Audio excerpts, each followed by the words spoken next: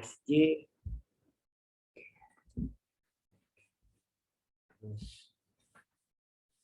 dia ada posisi 08.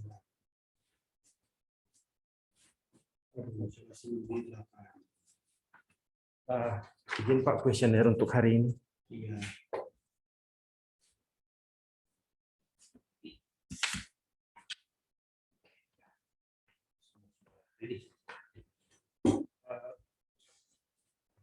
Sudah bisa dimulai, Pak? Boleh? Oke, siap. Kita mulai aja. Cepat nih. Assalamualaikum warahmatullahi wabarakatuh. Waalaikumsalam. Puji syukur kita sama-sama panjatkan kepada Allah Subhanahu wa Ta'ala yang Allah telah memberikan kita kesehatan, kesempatan sehingga kita dapat berkumpul di ruangan yang berbahagia ini di kantor Badan Penanggulangan Bencana Aceh. Kami dari mahasiswa Magister Ilmu Kebencanaan Indonesia maksud dan tujuan kemari untuk menggali informasi dan sedikit mencuri ilmu juga Pak dan Bapak. Iya. Terkait mata kuliah kami yang bernama komunikasi bencana. Nah sebelumnya kita perkenalan dulu Pak, nama saya Teguh Rikat. Di sebelah saya ini ada dan Pak.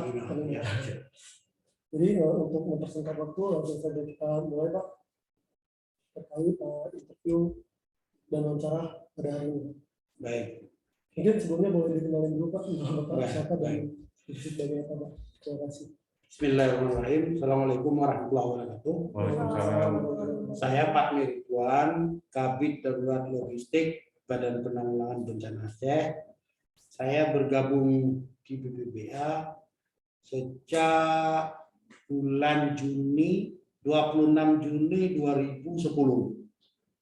Waktu itu saya masih bertugas di kantor gubernur di Biro Ekonomi di bawah Kasubag yang menangani lingkungan.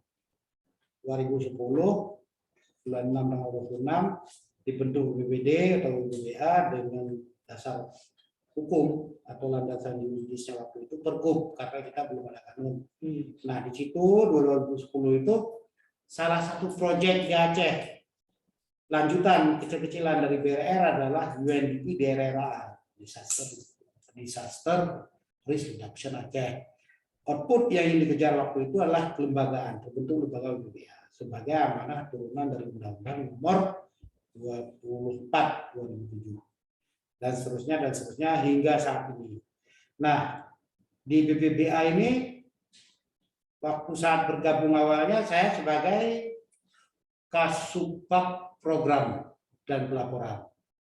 Kemudian pernah menjabat sekretaris di sini, pernah menjabat sekretaris 1 tahun 1 bulan lebih kurang. Terus kemudian pindah ke Kabid Darurat Logistik sudah 1 tahun 2 bulan atau tahun 3 bulan. Nah, itu kira-kira latar belakang. Saya banyak belajar ilmu lingkungan di IPB. Saya alumni IPB, S1 saya di IPB, S2 di IPM. Saya lebih waktu itu ke human ecology. Ekologi manusia. Jadi kaitannya mungkin setelah di-track, dipelajari segala macam, ada kaitan dengan situ, maka terdampar atau ditempatkanlah saya atau diposting di BPBA. Baik dimanapun bertugas bagi saya adalah suatu kehormatan dan saya mengembannya dengan baik. Berusaha mengembannya dengan baik. Nah terkait yang acara kita hari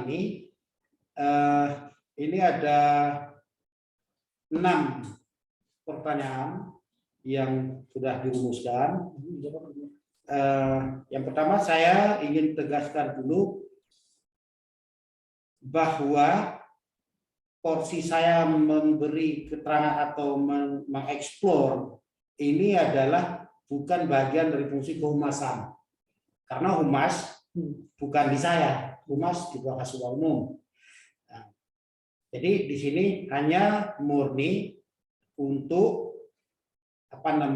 sharing pengalaman, kemudian kita ingin juga sharing atau berbagi kendala. Mudah-mudahan kawan-kawan dari Magister Ilmu Bencana nanti bisa menemukan 1 atau 2 kata kunci yang kira-kira kalau kita telaah kita jabarkan bisa membuat pelayanan di BPBA menjadi lebih baik. Itu yang penting sekali. Nah, kemudian kalau saya lihat lagi dari 6 pertanyaan ini, skopnya ini mencakup 3 sisi manajemen penanggulangan bencana. Sebelum, saat, dan setelah. Nah, kalau yang saat itu domainnya di saya. Otoritas, landasan yuridis bagi saya memberi keterangan itu kuat. Nah, bagi yang pra, secara pengetahuan saya bisa menjelaskan, namun jika perlu nanti di cross check lagi dengan bidang teknis terkait.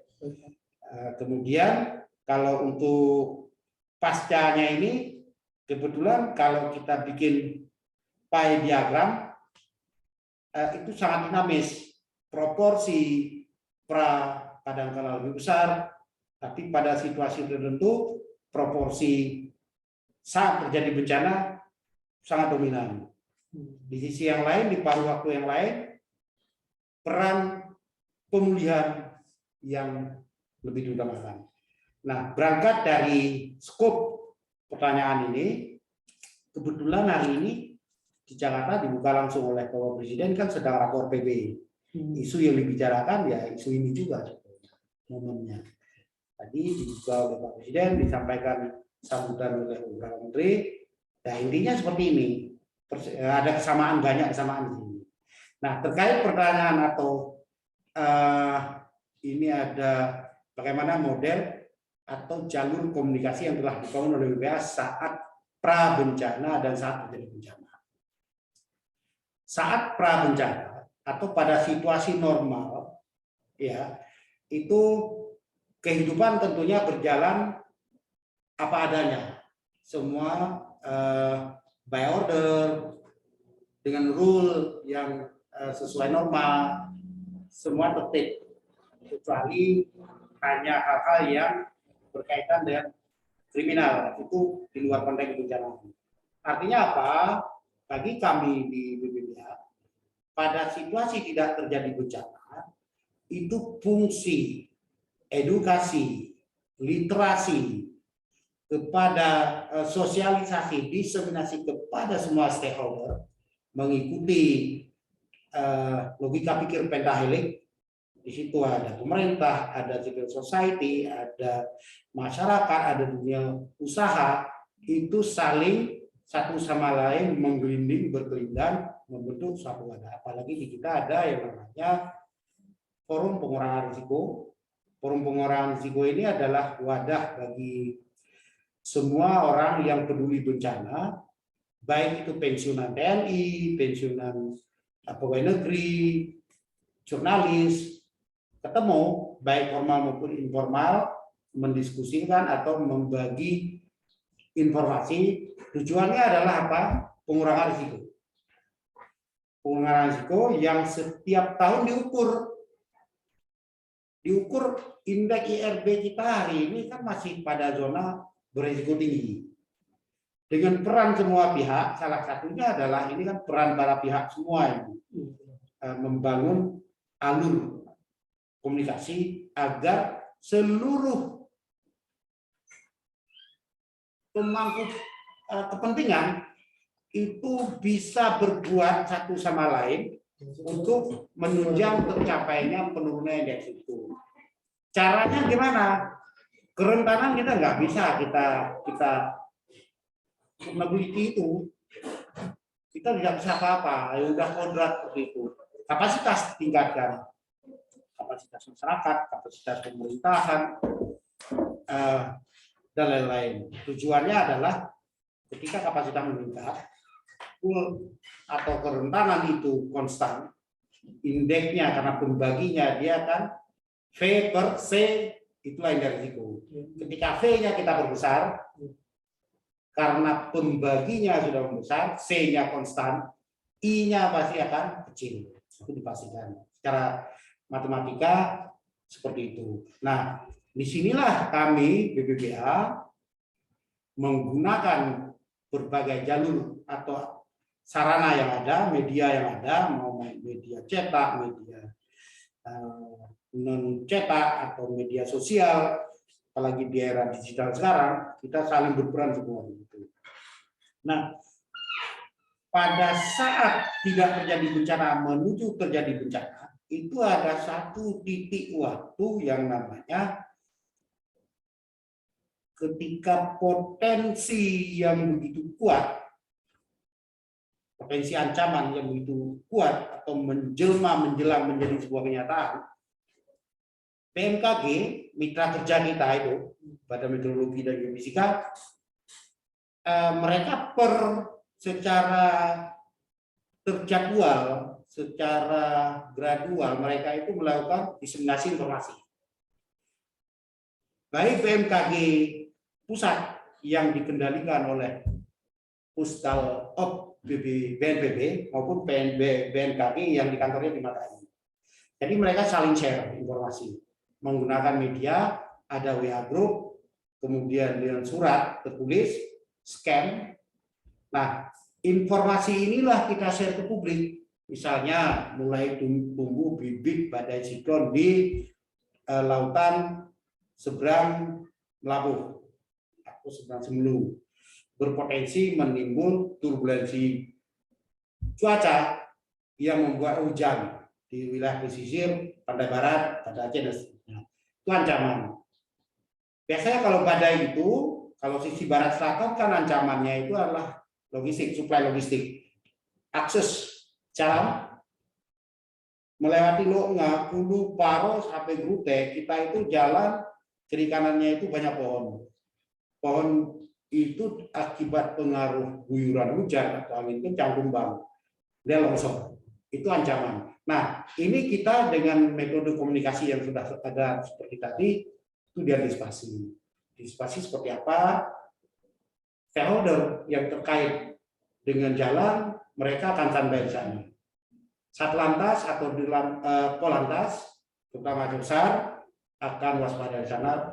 Biasanya mereka per 6 jam sebelum titik perkiraan suatu bencana itu terjadi, perumah badai yang bisa diprediksi, mereka sudah standby menggunakan perangkat yang ada untuk mengantisipasi hal-hal yang tidak diinginkan supaya layanan transportasi masyarakat tidak terganggu.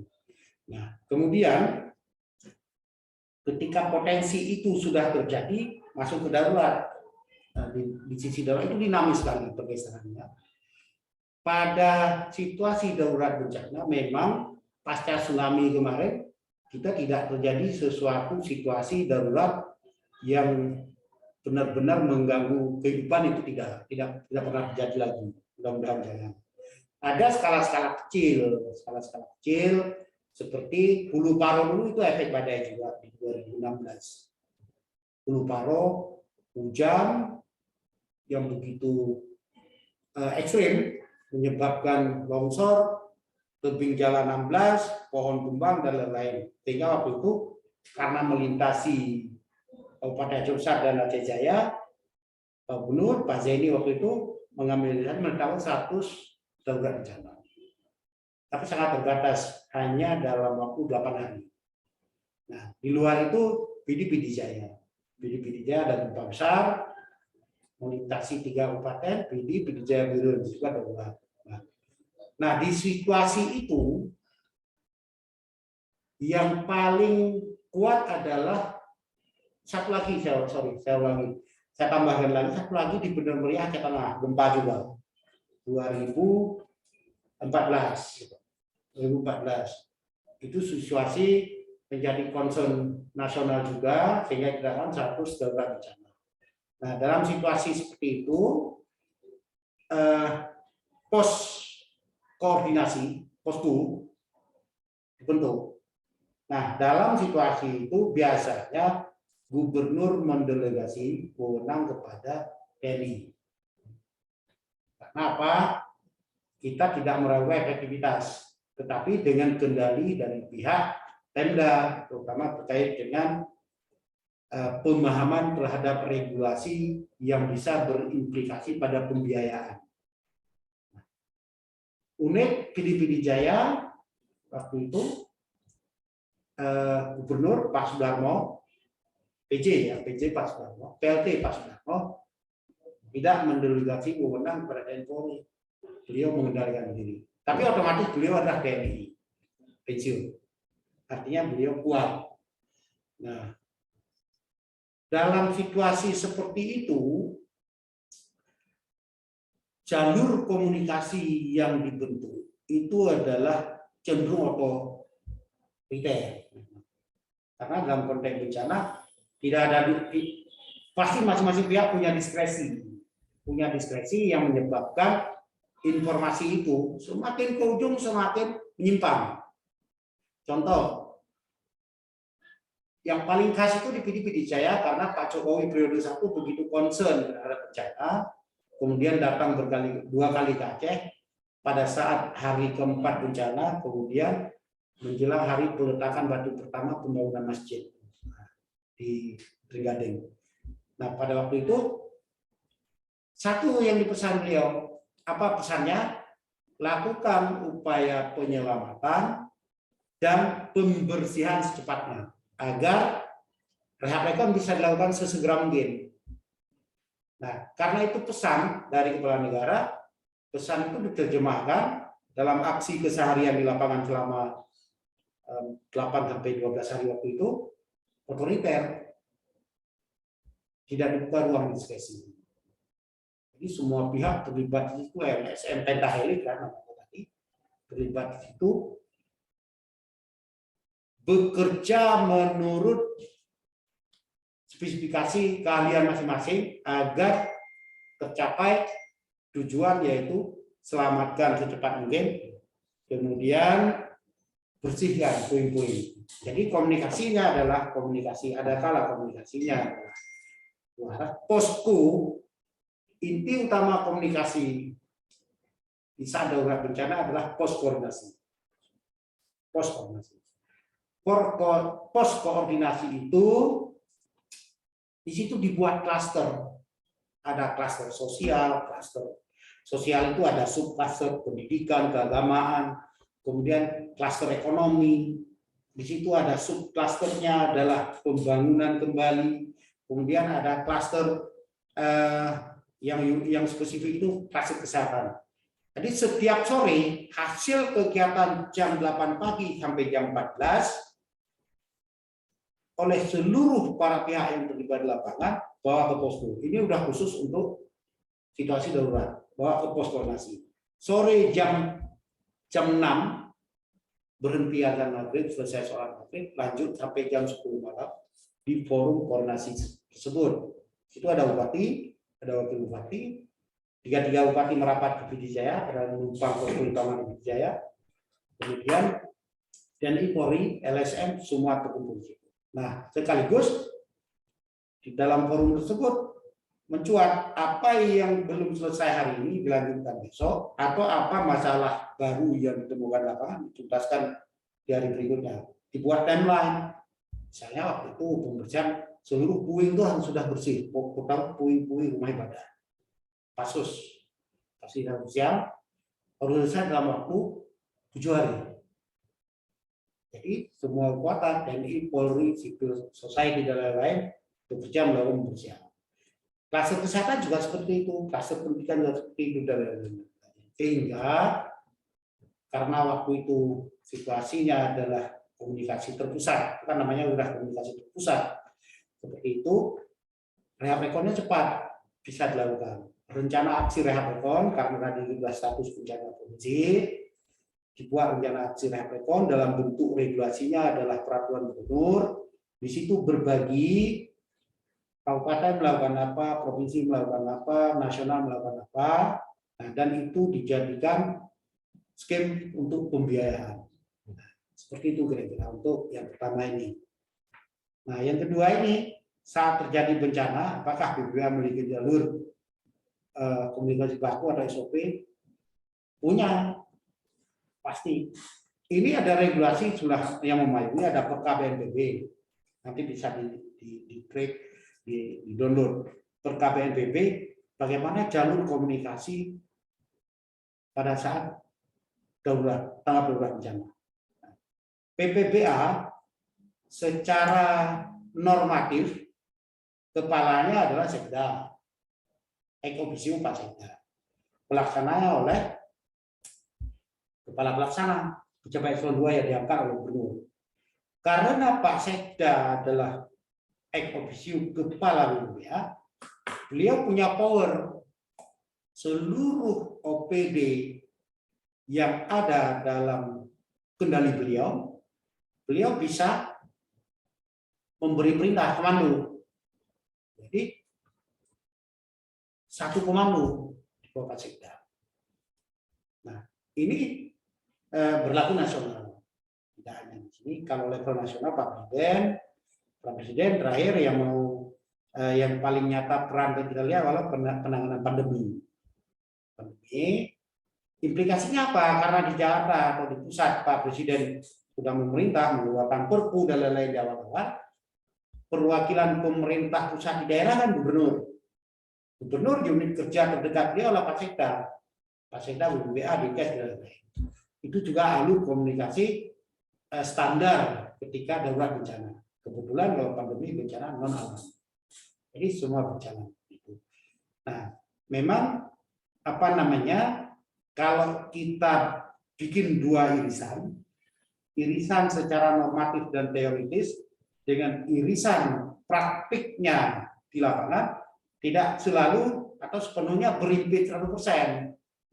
Ada yang beriris, yang satu sama lain matching, ada sisa sebelah sini mungkin sesuatu yang berbeda ke sini. Jadi dia akan mengikuti pola distribusi normal. Ada ekstrem kiri, ekstrem kanan. Nah, ini memang sudah kodrat, tidak mungkin bisa berimplikasi persis 100% antara apa yang diamanatkan oleh teori atau regulasi dengan praktek. Intinya bagi kami di penanggulangan bencana adalah upaya penyelamatan, pertolongan, dan membangun kembali itu bisa berjalan, tidak terlantar. Nah, itu kira-kira gambaran yang nomor 2 ini.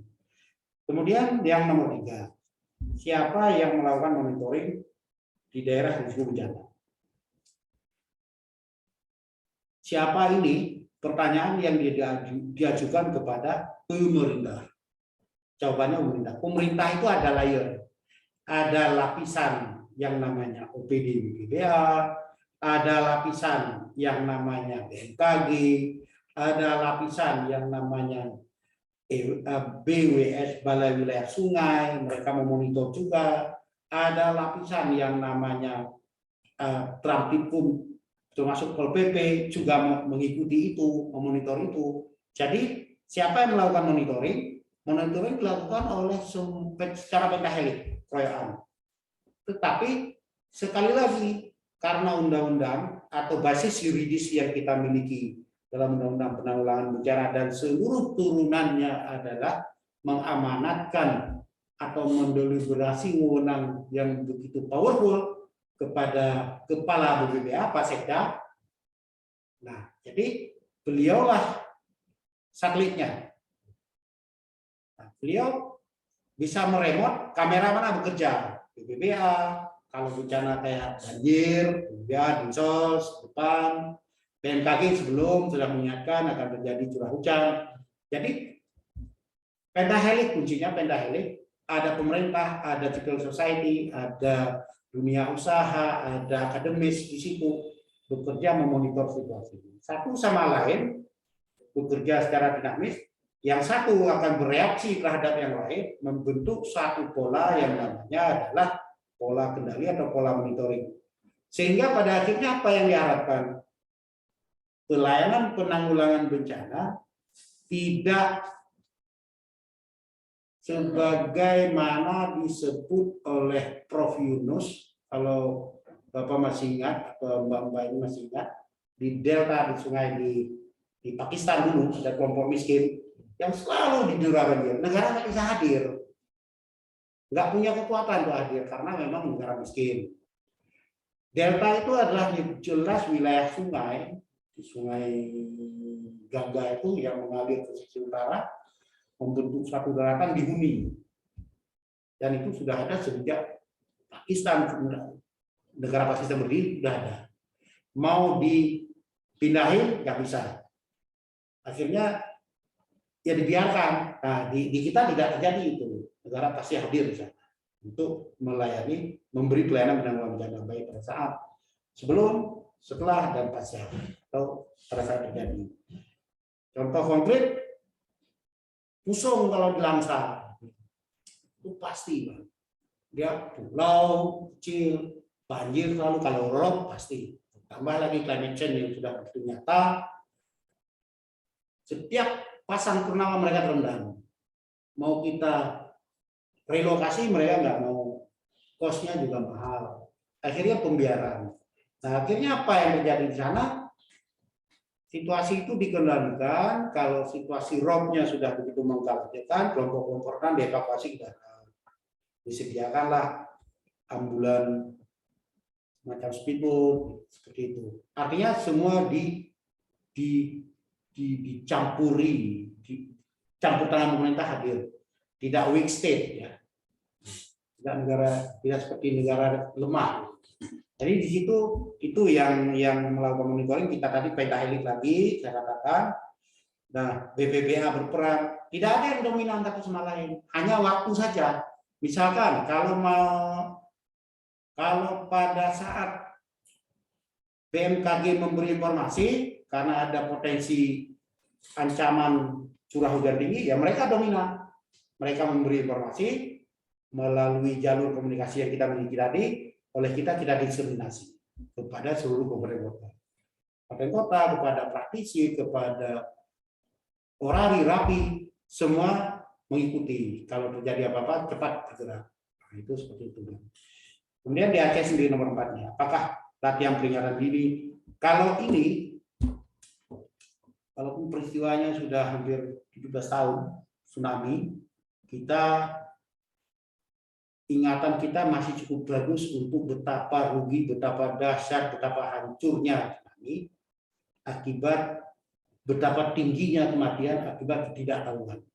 Nah, jadi setiap bulan BPBH bekerja dengan BMKG dan posko PPKM. Posko PPKM itu tidak hanya untuk untuk penanganan COVID, pandemi. Posko PPKM itu karena amanat Menteri Dalam Negeri itu adalah ada sejumlah proporsi anggaran itu 8% untuk penanggulangan bencana. Jadi desa-desa yang kalau di Banda Aceh mulai dari Blangkoi dan seterusnya itu mereka sudah tersistem untuk operasional posko PPKM pengurangan risiko bencana tsunami. Setiap bulan itu dilakukan sebuah aplikasi sirine. Artinya apa? Orang ketika mendengar suara sirine itu diingatkan begini suaranya kalau tsunami. Atau kalau gempa ukuran besar,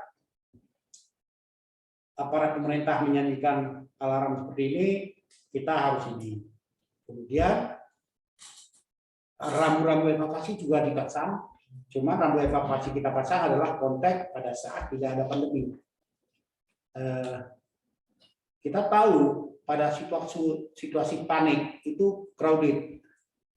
Nah, di rambu-rambu yang kita pasang untuk evakuasi atau untuk mitigasi risiko bencana tsunami, di situ tidak ada pesan pakai masker, jaga jarak mustahil karena kita akan komunal pada saat menyelamatkan diri itu yang mulai dipikirkan dalam rencana induk penanggulangan bencana Aceh ke depan. Bagaimana rambu-rambu itu tidak hanya rambu rambu evakuasi tsunami, termasuk rambu akan dipasang oleh lembaga terkait, rambu pakai masker selalu, kemudian kita yang bergerak di kebencanaan, di samping jalur evakuasi melalui ini ada pesan-pesan tetap pakai masker. Itu sudah mulai diinternalisasi oleh dinas terkait dalam DPA mereka untuk cetak dan pasang rambu-rambu seperti itu. Cuman tidak mungkin setahun semuanya bisa terupdate. Karena di sisi lain ancaman bencana karhutla, kebakaran hutan lahan juga tinggi.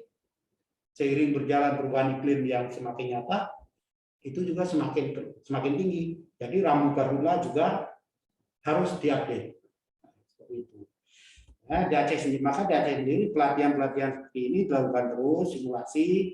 Nah, cuma cara membaca ini akan berbeda ketika kita menganut konsep otonomi. Otonomi sebetulnya kalau kita jeli melihat desa itu daerah otonom. Kecil itu dipilih langsung. Kecil itu diberi anggaran. Kecil itu punya perangkat desa, punya DPR-nya lah, punya MPR-nya lah. Sehingga beliau desa itu adalah sebuah mikro pemerintahan otonom. Naik ke kabupaten kota, baru provinsi. Nah, di konteks ini penanggulangan bencana ini adalah urusan bersama.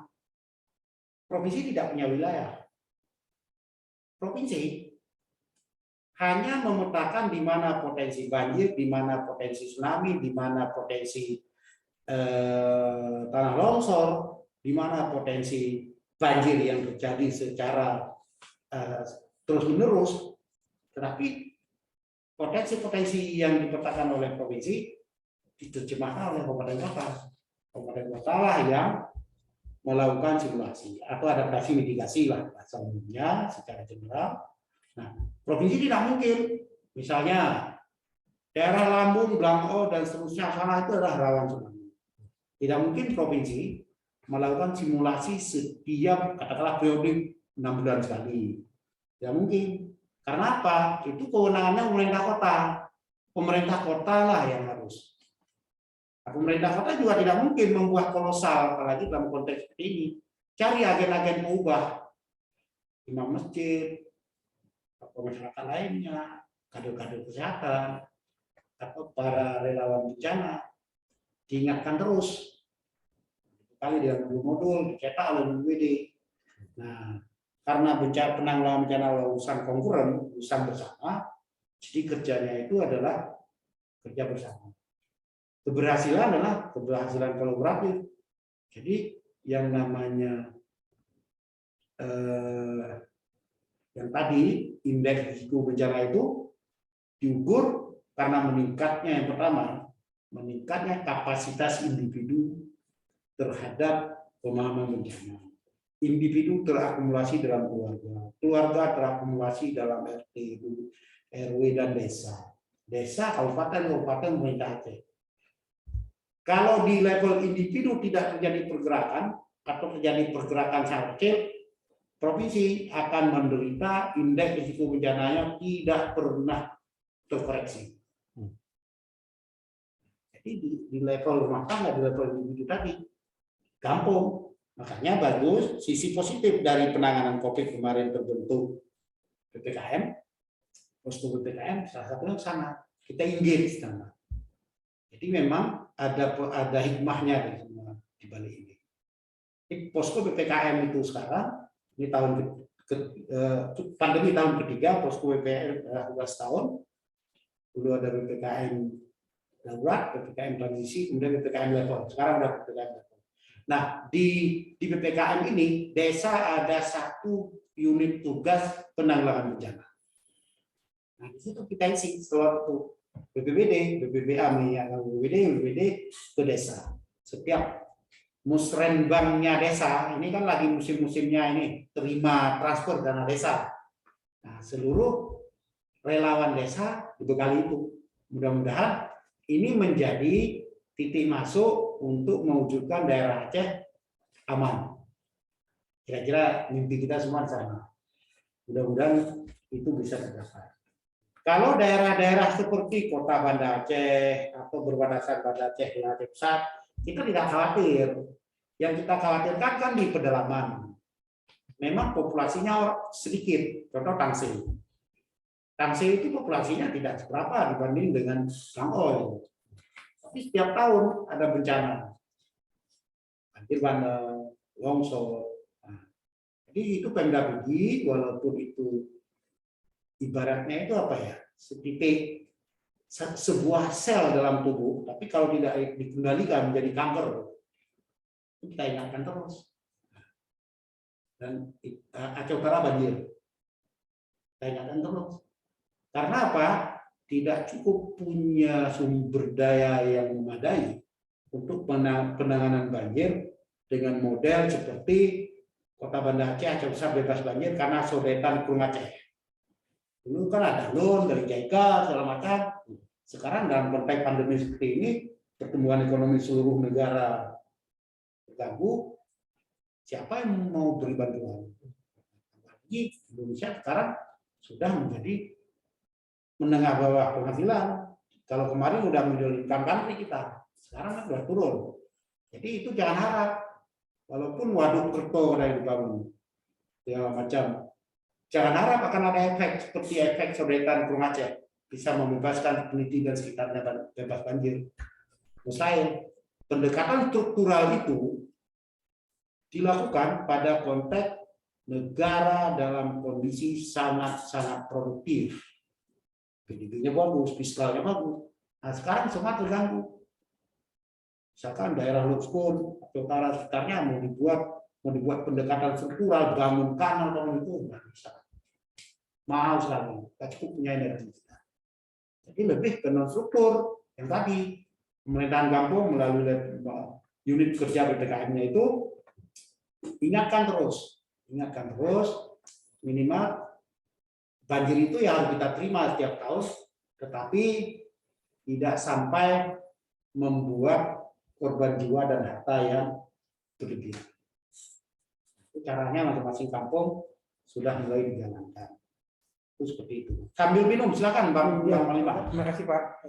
Kemudian Desa Tangguh. Kalau Desa Tangguh di Aceh BPBA melakukannya. Ini terus terang saya tidak punya cukup informasi terkait ini. Cuman yang saya tahu BPBA membangun model Desa Tangguh, misalnya di Langoy yang satu. Kemudian di Aceh Utara ada, dengan harapan itu di benchmarking oleh pemerintahan di sana. Desa Tangguh. Karena pada prinsipnya Desa Tangguh itu kalau konsep otonomi desa dijalankan dengan maksimal, Desa Tangguh itu tidak sulit. Desa sudah secara kasat mata ya, secara struktural dulu kita bicara. Desa sudah punya peta jalan maksud saya. Peta pemukiman dia sudah punya, segala macam sudah punya. Dia sudah bisa jawab, oh di sini rawan banjir, inletnya di sini, mitigasinya begini. Nah, cuma tadi otonomi desa kita belum seperti di Jawa. Kalau di Jawa sudah sangat berlembaga. Kalau di Jawa itu tukang pos desa aja itu yang namanya OPAS sudah begitu berfungsi dengan gaji hanya 400.000 per bulan. Dia rela mengambil surat di kantor camat tiap hari bawa ke desanya. Itu tukang pos nggak perlu akses ke kantor camat. Atau yang e-commerce sekarang ini secepat segala macam itu kirim barang logistik itu. Dia nggak perlu akses ke si penerima langsung. Kecamatan sudah dibuat loker itulah yang oleh OPAS desa tadi datang buka ambil bawa pulang. Makanya e-commerce Jawa itu salah satunya untuk transaksi ini sangat besar tumbuh. Ya, mungkin belum karena posnya tinggi. PO Box desa ya Pak ya. Nah, PO Box-nya desa. Dan itu nggak diganggu di kantor camat ya. Karena kan semuanya ke kantor camat berinteraksi. OPAS tugas itu pakai motor sendiri, digaji 400.000. Jalan ke di Pulau. Kalau di kita kan belum. Makanya kita kirim kaca besar ke Oma aja udah nggak mau dikirim, nggak nyampe.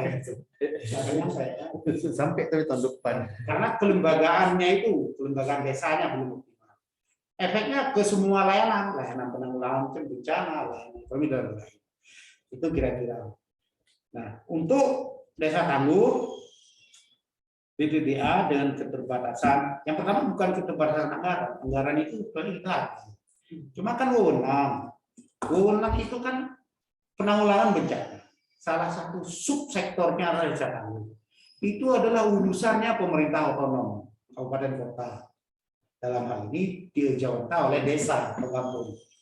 Cuma kampung di kita itu kalau sampai sebegitu detail, mungkin berjalan waktu terjawab. kalau kita ke balai desa atau ke kantor Komnasah di kampung-kampung sekarang kan sudah ada papan nama 10 program PKK, 10 ini, 10 itu. Tinggal lagi nanti ditambah peta desa ini rawan ini rawan ini. Itu udah salah satu. Itu secara struktur, non struktur. Ya sebetulnya penanggulangan bencana ini kan ibarat awak kabin pesawat yang wajib mengingatkan penumpang cara mengevakuasi diri. Terus-menerus dilakukan. Mau orang itu udah naik pesawat 1000 kali, tetap harus dilakukan. Semakin premiumnya sebuah penerbangan, metodenya itu semakin mungkin semakin tidak konvensional, akan lebih digital melalui monitor di TV, macam tidak perlu orang lagi memperalatkan. Ini sama di desa-desa itu nanti lewat radio, lewat sebetulnya wahananya udah punya semua kita, masjid punya mikrofon, ada semua kan. Cuman untuk menggerakkan orang berbicara di depan mikrofon itu butuh energi karena sesuatu baru bagi masyarakat. Tapi jalan ke sana melalui posko PPKM sudah dirintis. Posko PPKM menjadi vital sekarang karena apa? Mau nggak mau dipaksa oleh Babinsa. Kalau Polri namanya Babin Kamtipmas. Diprototin oleh TNI Polri. Yang namanya orang desa itu juga, bukan orang luar. Jadi kenapa posko PPKM sekarang menjadi penting? Karena itu. Nah, sekarang agen perubahannya itu di TNI Polri sama pendamping desa. Di samping COVID, ingatkan juga potensi bencana. Kalau Banda Aceh jalan, tapi semakin bergeser ke utara, semakin ke sana isu ini belum begitu kuat. Itu aja yang tantangan kita depan. Kemudian yang keenam, adakah kendala dari BPA dalam komunikasi informasi baik prabencana dan sebagainya. Kendala ini adalah dalam situasi apapun kendala itu pasti ada. Cuma bagaimana kita mengelola kendala sehingga tidak mengganggu tujuan utama kita. Contohnya begini. Ketika kita buat statement di media, kemudian statement tersebut atau informasi tersebut dimaknai secara berbeda, dan itu sah-sah saja. Ada orang berpikir secara deduktif ke induktif atau induktif ke deduktif. Seiring berkembangnya teknologi informatika seperti saat ini dengan era digitalisasi begitu cepat, informasi ini dipelintir menjadi hoax. Ini juga salah. Saya gempa, sampaikan di radio. Baru saja terjadi gempa dengan kekuatan sekian. Oleh orang dipelintir, beredar di WhatsApp grup, kemudian menimbul keresahan. Terjadi juga. Yang paling nyata kan untuk bencana non alam ini, pandemi.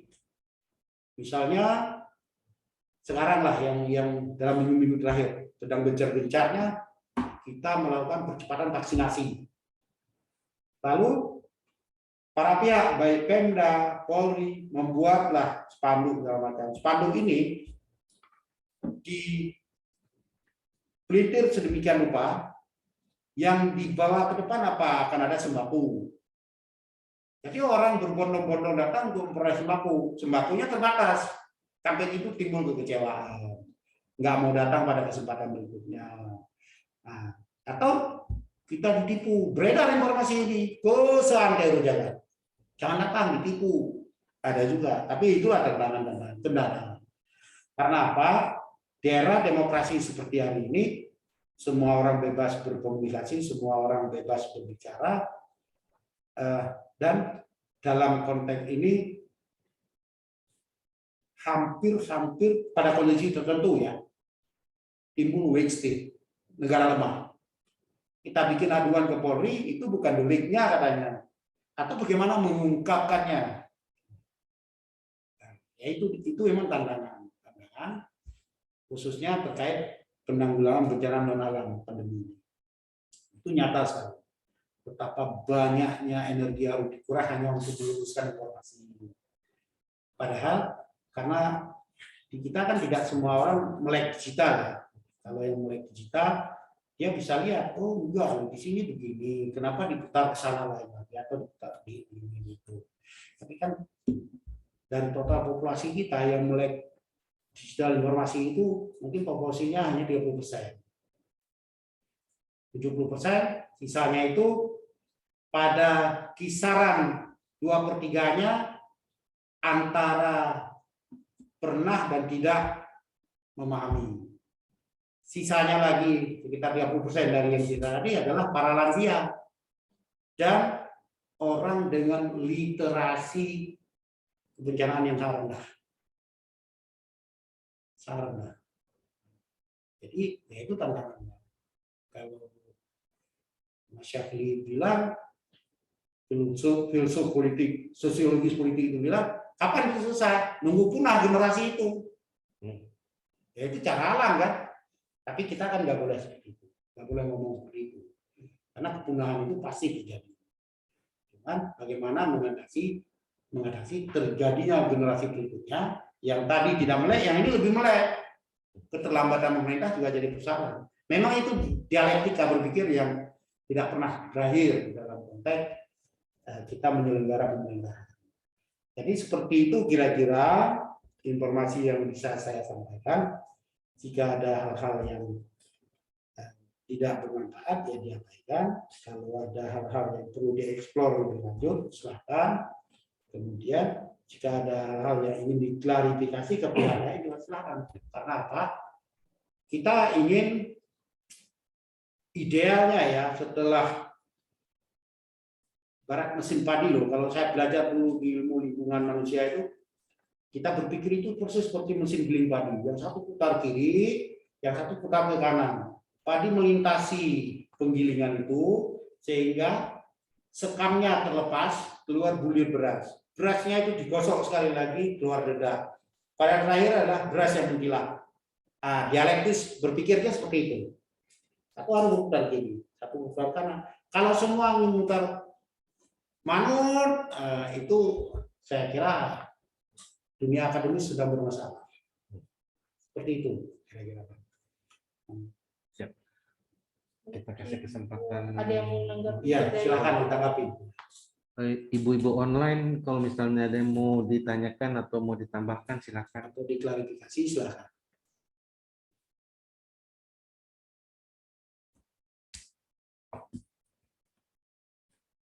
Atau jangan-jangan nggak ada suara ya, sebentar ya. Tadi ada suara sih. Mau menanggapi. Silakan Bu. Silakan. Assalamualaikum warahmatullahi wabarakatuh. Waalaikumsalam. Terima kasih nih Pak atas waktunya. Mohon maaf nggak bisa hadir di tempat Pak, lagi kurang Baik. sehat. Siap.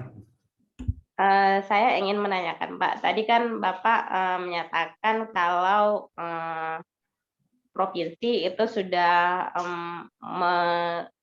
menyerahkan tanggung jawab untuk informasi bencana kepada BPBA atau BPBD selaku kabupaten kota. Apakah informasi resiko bencana itu sudah sampai ke daerah yang memang beresiko, Pak? Seperti desa-desa yang bersangkutan itu memang masyarakatnya memang sudah diinformasikan dan apa mereka udah tahu gitu. Kalau daerah yang mereka tempati itu rawan ini, rawan itu gitu, Pak. Apa itu sudah sampai seperti itu? Itu yang pertama, Pak. Yang kedua, saya ingin tanyakan di saat prabencana tadi, di saat prabencana mungkin lebih banyak saya lihat dari penjelasan Bapak tadi yang bekerja itu instansi di luar BPBA. Di BPBA sendiri apakah ada bagian khusus gitu Pak yang khusus bekerja di bagian mitigasi dan pencegahannya Pak di instansi BPBA sendiri. Oh, tadi kan dari BMKG, dari Polri. Yang ketiga, informasi itu kan sering juga Bapak tadi sempat singgung informasi itu biasanya di ujung akan mengalami penyimpangan, Pak, di luar dari konteks awal yang dijelaskan. Di bencana sendiri, kalau itu masih terjadi, pencegahan seperti apa agar itu minimal, Pak, agar hal-hal seperti itu menjadi minimal terjadi. Demikian, Pak. Baik, terima kasih. Bu, untuk informasi yang pertama, provinsi tidak menyerahkan ke Kapkot, tetapi undang-undanglah, baik undang-undang otonomi daerah maupun undang-undang penanggulangan bencana yang membuat atau membagi klaster kewenangan. Mana yang kewenangan pemerintah pusat, mana kewenangan pemerintah provinsi, kemudian mana yang kewenangan pemerintah kabupaten kota hingga level pemerintah kampung kalau di Aceh. Nah, di sini informasi terkait penanggulangan bencana, karena urusan penanggulangan bencana adalah urusan bersama, secara simultan pemerintah baik itu pusat, provinsi, kabupaten kota dan kampung setiap saat menerima informasi, setiap saat mendapatkan informasi, baik melalui media resmi maupun media yang tidak resmi. Informasi tersebut pada sisi tertentu yang otoritasinya kuat atau dapat dibenarkan menjadi informasi yang sah, sedangkan pada sisi yang lain tergolong informasi hoax, itu pasti terjadi. Nah, sekarang apakah informasi-informasi ini sudah sampai ke level individu di rumah tangga yang tersebar di seluruh pemerintahan kampung atau pemerintahan mikro di Aceh? Nah, kalau kita menjawab kepada seluruh individu, saya ragu mengatakannya. Karena apa?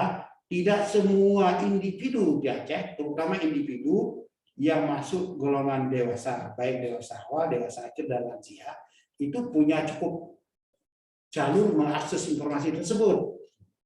Contohnya begini, kalau anak balita, prasekolah, ini semua masih sama orang tuanya, kelompok umur ini. Orang tuanya, kalau orang tuanya melek informasi, ya setidaknya orang di Aceh sekarang minimal satu hari itu terpapar oleh informasi baik dari TVRI, TV, media TV, maupun media-media suara lainnya. Pasti, misalkan kalau terkait kebencanaan, diperkirakan akan terjadi curah hujan tinggi, sehingga bagi daerah-daerah yang masa panen padi sudah mendekati, itu para penyuluhlah orang depan. Konteksnya memang ingin mengantisipasi gagal panen tadi, karena sudah menjelang panen. Sekaligus informasi itu menggendong informasi banjir, pasti nyampe kepada individu-individu di daerah yang sedang persiapan panen. Kalau untuk konteks pangan, ya. Yang paling nyata kemarin apa? Di Aceh Utara.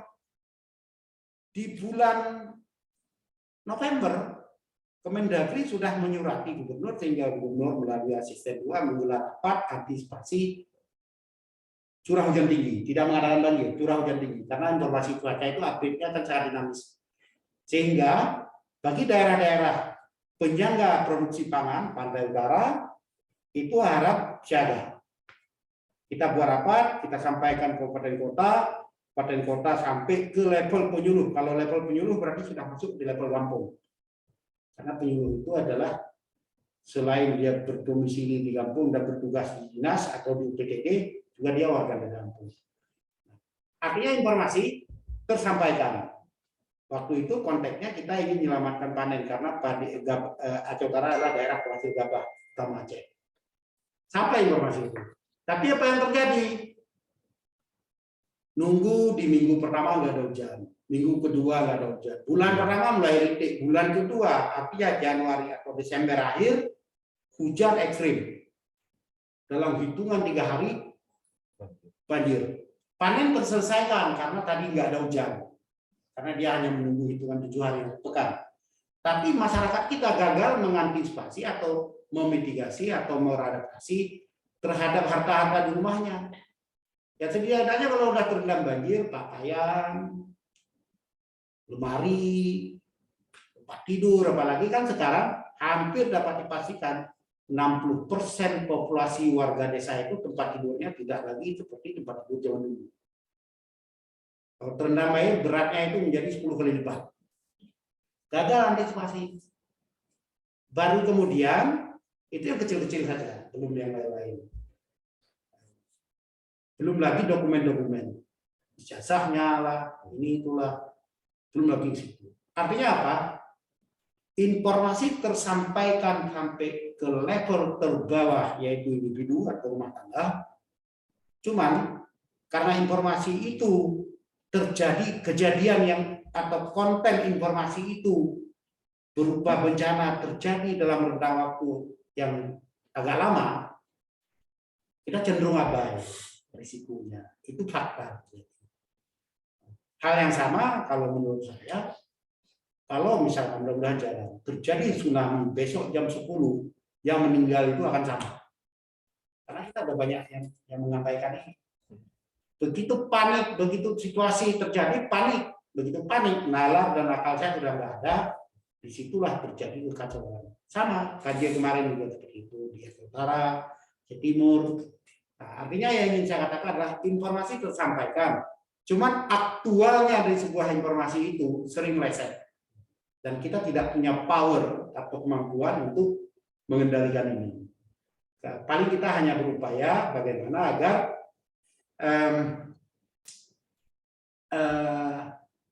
efek dari terlalu jauh atau abainya terhadap sebuah informasi tidak fatal. Kalau properti yang rusak mungkin akan berpengaruh dalam rentang waktu 3 bulan terhadap konsumsi keluarga, pasti, karena dia akan mengurangi yang ini untuk ini, ya, itu oke lah. Tapi jangan sampai fatal hingga terjadi yang namanya persoalan-persoalan sosial lain yang mengganggu kehidupan. Itu satu. Yang kedua, kalau di BPBA memang didesain, walaupun ini kita sedang bergeser. Organisasi perangkat daerah pasca keluarnya sebuah PP. Bentar, ya. Halo Bang. Halo Bang. Waalaikumsalam Bang. Ya Bang. Oke Bang. Oke Bang. Tinggal madam Bang. Posiplo lo kanan Bang. Oke Bang. Yo Bang. Makasih Bang. Waalaikumsalam. Jadi kita sedang mengalami pergeseran akibat kebijakan pemerintah ingin merampingkan birokrasi. Jadi OPD yang ada itu disesuaikan, termasuk BPBA. Tapi konteks pelayanan BPBA didesain mengikuti logika manajemen penanggulangan bencana, yaitu pada saat tidak ada bencana, pada saat terjadi bencana, dan setelah terjadi bencana. Pada saat tidak terjadi bencana, dalam konteks normal, itu core bisnisnya bidang pencegahan dan kesiapsiagaan memberi pelayanan atau memproduksi jasa untuk diberikan kepada warga masyarakat. Bidang ini levelnya adalah eselon 3 dan di bawahnya ada subkoordinator jabatan fungsional, kesiapsiagaan dan pencegahan. Nah, disinilah kalau kesiapsiagaan bagaimana mereka membuat desa tangguh, walaupun jumlahnya kecil, itu hanya sebagai model agar dijadikan contoh oleh pemerintah di bawah, menduplikatif ke tempat-tempat lain, ke desa-desa lain yang punya potensi ancaman. Kalau desa yang tidak ada ancaman, tentunya tidak perlu desa tangguh. Itu satu. Kemudian ada yang satu lagi, subkoordinator, dulunya level 4, sekarang sudah jabatan fungsional, yaitu kesiapsiagaan.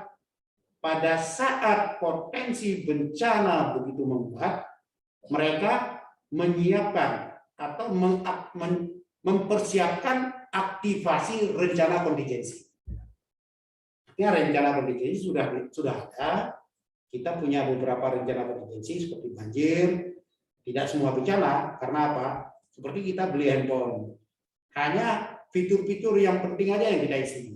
Yang fitur-fitur yang tidak perlu penting, tentunya tidak kita isi, tidak kita siapkan, karena akan memberat kerja sebuah handphone tadi. Nah, si bidang siapsiagaan ini, begitu dia mendapat informasi secara berjenjang, sebagaimana kita ceritakan tadi, ini potensi ancaman. Contohnya sekarang ini. Sekarang ini, permukaan laut di sebelah Indonesia Barat itu menghangat. Artinya apa? Diperkirakan akan ada lanina lah, pendek ceritanya. Atau sebaliknya nanti. Nah, sekarang ini adalah potensi karhutla Pantai Barat yang memiliki lahan gambut, lahan gambut di Aceh ini tersebar sebagian besar di Pantai Barat Aceh. Yaitu harus siap-siap agar karhutla tidak meledak-meledak atau berdarah-darah. Jadi bidang ini, mulai sub bidang ini atau si jabatan fungsional koordinator kesiapsiagaan tadi, dia mulai menyiapkan rencana kontingensi kalau karhutla terjadi. Begitu terjadi karhutla, geser ke bidang darurat. Siapa memiliki apa, melakukan apa, dan bagaimana dalam waktu berapa lama. Setelah itu selesai, darurat tertangani, darurat karhutla tentunya. Kebetulan itu juga ada para pihak lain, yaitu DLK. Recovery apa mau dilakukan di atas lokasi yang terbakar tadi, yaitu pemulihan. Karena pemulihan sektor karhutla itu bukannya keahlian atau tidak menjadi tupoksi BPBA, tapi lebih menjadi tupoksi DLK dan apa namanya yang di bekas kanwil itu di Lambemen Ini lupa saya, bukan hutla, apa namanya? BPDAS-nya itulah atau apa namanya, lupa saya. Dinas teknis itulah UPTD DLK Kementerian yang akan melakukan recovery terhadap lahan-lahan yang rusak atau mengalami karhutla tadi. Nah, kalau karhutla itu terjadi pada lahan milik masyarakat, peran pemerintah lebih dominan, terutama pemerintah Lampung. Tapi kalau lahan itu adalah berada dalam wilayah yang dikuasai atau diberi kuasa kepada korporat, mereka lah yang pemulihan. Nah, artinya apa? Di BPBA ada 3 bidang. Bidang siapsiagaan dan pencegahan dan siapsiagaan, bidang kedaulatan logistik, bidang rehab ekonomi. Nah, bidang-bidang inilah yang tadi melakukan fungsi adaptasi dan mitigasi. Nah, karena fungsi badan BPBA adalah BPBA ini adalah badan yang diberi mandat dengan proporsi utama adalah koordinasi, tidak melakukan aktivitas teknis. Kalau misalkan akibat longsor, rusaknya jalan atau tebing jalan yang mengganggu fungsi jalan itu, maka itu akan dilakukan penanganan di bawah atau dengan berkoordinasi dengan BPBA, mereka akan melakukan pemulihan. Misalnya PUPR, provinsi untuk ruas jalan provinsi, PUPR kabupaten kota untuk ruas jalan kabupaten kota.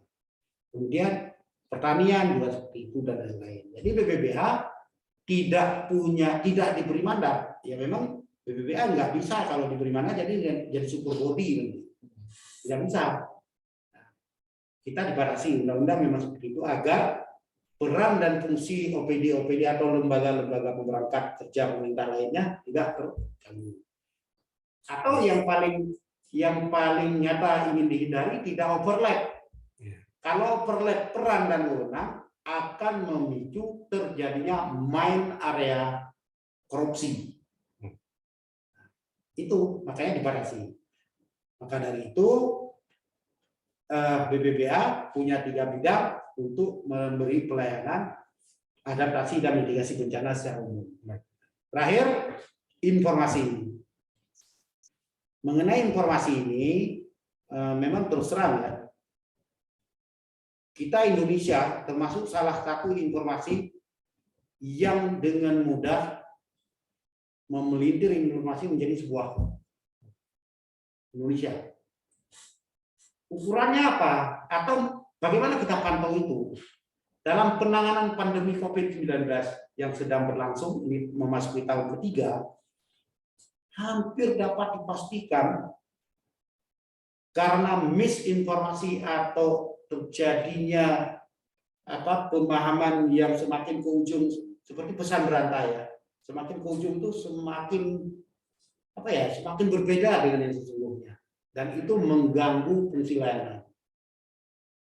Kita tahu seperti kejadian ikutan pasca imunisasi orang disuntik vaksin COVID, demam berlebihan, di blow up, mau nggak mau para pemangku kepentingan yang memberi layanan kesehatan jemput orang itu bawa ke rumah sakit. Walaupun sesungguhnya itu tidak terjadi, tidak seperti itu, tapi untuk membuat trust publik itu terjaga. Sama di kebencanaan juga seperti itu, persis. Cuman kalau di kebencanaan agak sedikit terkendali. Kebencanaan karena alam ya, kebencanaan karena alam agak sedikit berbeda karena dia tidak terjadi dalam durasi panjang seperti pandemi, bencana non alam. Kalau bencana kayak longsor kan hanya dalam titik rentang waktu tertentu itu selesai. Seperti itu Bu, kira-kira Bu. Bukan kira-kira, memang seperti itu yang aktualnya di lapangan. Oke, ada yang lain? Mungkin Pak, Ya. cukup sekian dari kami Pak, mengingat waktu juga sangat Ya, terbatas. sudah jam Nah, 17.37. Jadi kami dari mahasiswa ilmu kebencanaan mengucapkan terima kasih sebanyak-banyaklah atas Sama-sama. informasi dan ilmu yang telah Bapak berikan. Baik. Nah, semoga ilmu ini tentunya bermanfaat sampai ke masa yang akan datang. Baik, dan saya berharap dari sekian banyak informasi atau narasi yang sudah kita gulirkan, nanti difilter sedemikian rupa, disajikan dalam sebuah tulisan, dan tulisan itu bisa membawa pencerahan. Nah, itu. Pasti Pak. Kemudian di sini di BPBA juga ada alumni daripada perencanaan ya, ada 1, 2, 3, 4, 2 masih aktif, yang 2 lagi sudah meninggal. Ada alumni di sini, ada PNS. Ya harapannya kebetulan saya akan berinteraksi banyak dari semenjak saya di program dengan Pak Dirham. Semangat PDMLC masih berperan kuat dengan Pak Dirham, dengan Pak Alfi. Yang sudah meninggal siapa namanya ya? Yang karena beliau kanker sinus. Orang perempuan, Pak. Laki, bapak-bapak. Aduh, beliau juga sangat aktif. Pak Batiar ya, Pak? Lupa namanya. Beliau adalah doktor di ilmu elektronik. Sudah almarhum karena kanker di sini. Kemudian ramai teman-teman cuman ya seiring dinamika politik di kampus juga sangat dinamis.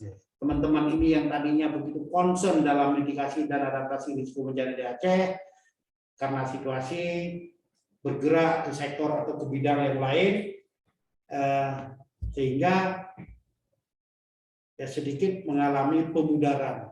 Sudah di Pak Dirham, Pak Nazli, Pak Muksin, dan lain-lain, Wota. Masing kita menyesuaikan dengan situasi ya. Karena politik di kampus saya lihat juga cukup kuat. Kira-kira seperti itu Bang Pan. Ya mudah-mudahan ini menjadi menjadi diskusi awal. Nanti kalau ada diskusi berikutnya, beda kalau di DIY diskusi itu dengan radio. Para komunitas itu menggelarkan diskusi. Jadi kalau itu ada komunitas Merapi Peduli. Betul-betul open public ya, Pak? Iya, jadi mereka itu berdiskusi lewat radio, jadi tidak bercanda burung saja. Cuman di Aceh ada 2 lembaga besar, yaitu Orari dan Rapi. Cuma di sini Di samping diseminasi informasi begitu bagus, cuma banyak diisi dengan obrolan-obrolan yang bersifat untuk refreshing. Saya kira demikian Bang Panglima. Baik, Pak. Terima kasih. Pak, mungkin jika berkenan buat kita foto bareng. Boleh, foto itu memang sudah jadi ritual. Jadi ritual. Kita tetap jaga jarak. Siapa yang foto? Oh iya. Jadi kan cerita tentang kamera ini semua. Ini biar aja. Oh, siap, ya. Coba. Ya.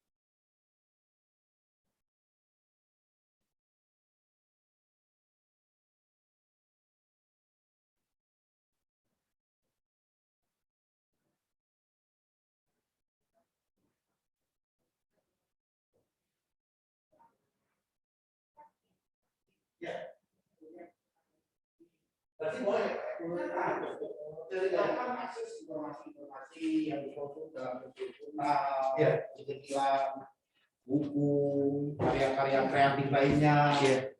Silakan. Bapak, ini Pak ada sedikit.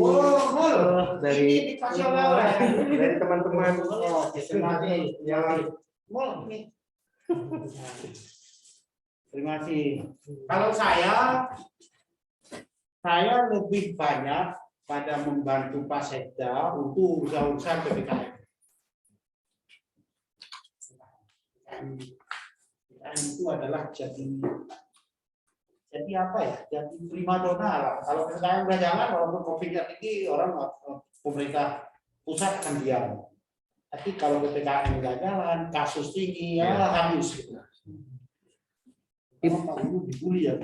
Silakan, Pak. Ibu-ibu, saya off ya. Bye-bye. Ya, Pak.